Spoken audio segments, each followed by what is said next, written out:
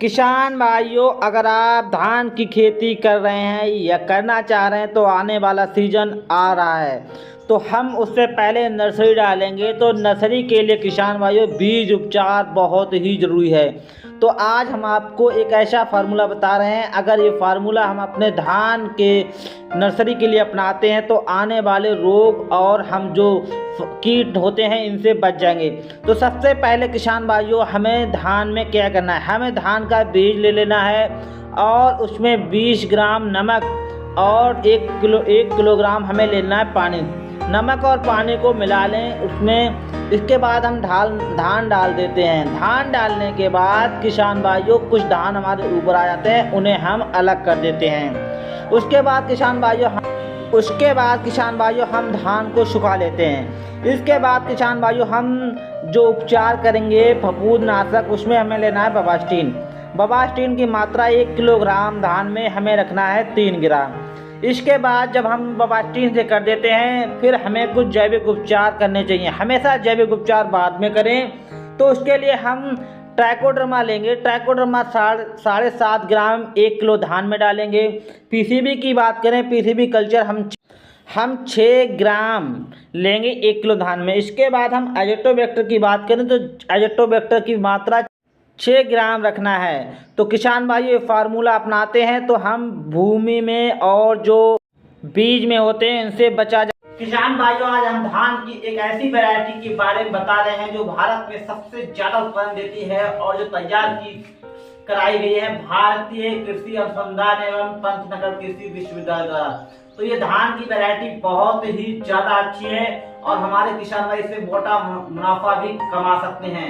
ये उत्तर भारत में बहुत ही ज्यादा प्रचलित है और ये वैरायटी आप कम दिनों में 105 से 110 दिनों में पक जाती है। इस वैरायटी के नाम है पंचधान 12।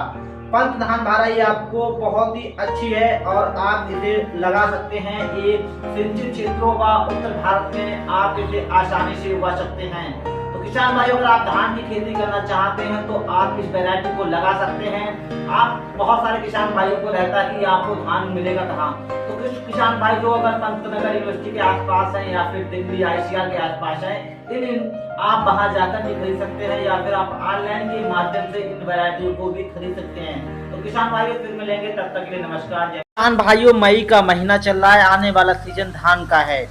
तो आज हम बताएंगे इस वीडियो में कि धान में अगर शुरुआती अवस्था में हम कल्ले को ले लेते हैं तो आगे चल के वो हमें हर कल्ले पर बालियां और उससे अधिक उत्पादन मिलता है। तो किसान भाइयों, आज हम धान में एक ऐसा फार्मूला बताएंगे, अगर आपने ये फार्मूला आजमा लिया धान में इतना ज्यादा उत्पादन देगा कि आप भी हैरान हो जाएंगे।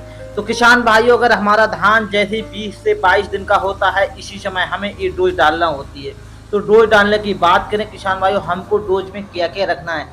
अगर किसान भाइयों अगर हम ये डोज रख लेते हैं तो आगे चल के हमें धान में किसी भी प्रकार की टॉनिक डालने की जरूरत नहीं पड़ती है। तो किसान भाइयों, इसमें आपको क्या डालना है, 1 एकड़ खेत में 50 किलोग्राम आप यूरिया की बोरी ले लें और किसान भाइयों उसमें 10 किलोग्राम जिंक ले लें और साथ में 2 टॉनिक हैं ऐसे हैं जो बहुत ज़्यादा आप विश्व स्तर पर इनको देख सकते हैं। तो किसान भाइयों, आप इनको का 5 किलोग्राम 1 एकड़ में सागर का ले लें और 5 किलोग्राम आप किसान भाइयों PI इंडस्ट्री का बायोवीटा, ये दोनों को मिलाकर आप खाद में अच्छी तरीके से मिला लें।